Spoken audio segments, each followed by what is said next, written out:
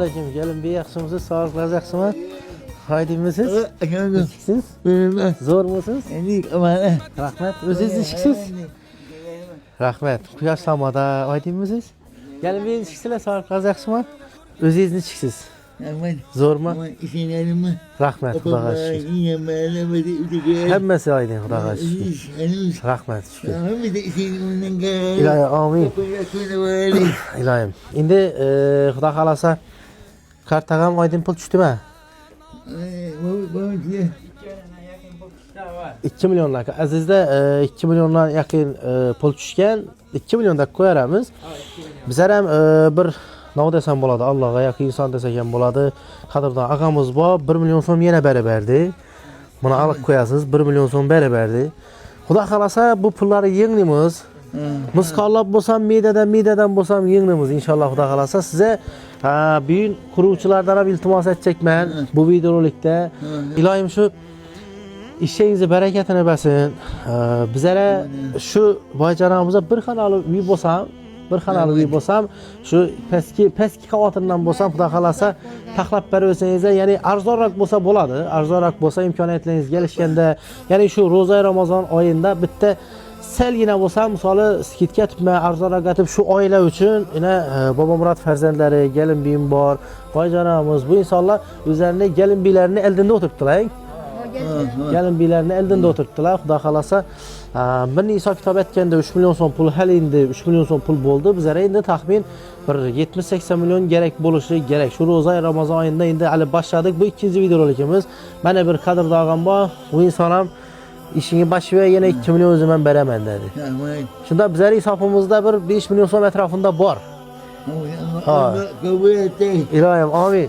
5 million so'm atrofida bor. Kunda duo etib o'tiring inshaalloh Xudo xolasa. Biz boshladik.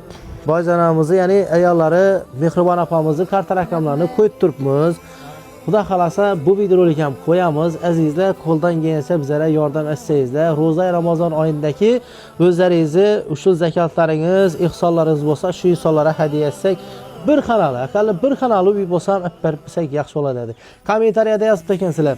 Bir xonali uy bo'laman, boshqa yerdan bir uy solib beringlar. Qaranglar, hozir imkoniyat shunday bo'lib turibdi. O'zi 50 ming odam ko'rgan bo'lsam, zo'rda bir 3 million so'm pul yig'ib bildik azizlar. Lekin katta bir joyga umuman bizlar imkoniyatimiz ham yetmayapti, yog'dayimiz ham yetmayapti. Shuning uchun aytibman-ku, o'zlarining xususiy, o'zlarining uyi bo'lsin, lekin bir xonali bo'lsa ham bizlar rozimiz. Sharoiti bo'ladi ichida, hojatxonasi, yuvinadog'i, hamma narsasi bo'ladi.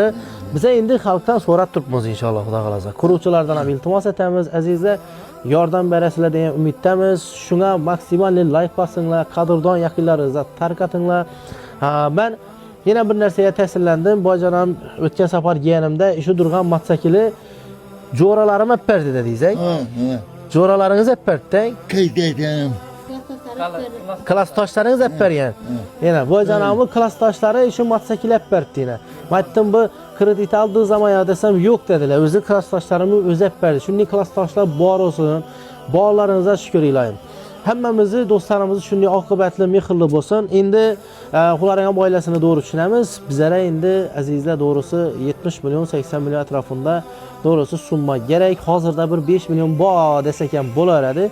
Xudo xolasa bu videorolik chiqqandan keyin ham niyat etamiz. Duoda bo'lib o'tirasiz Xudo xolasa.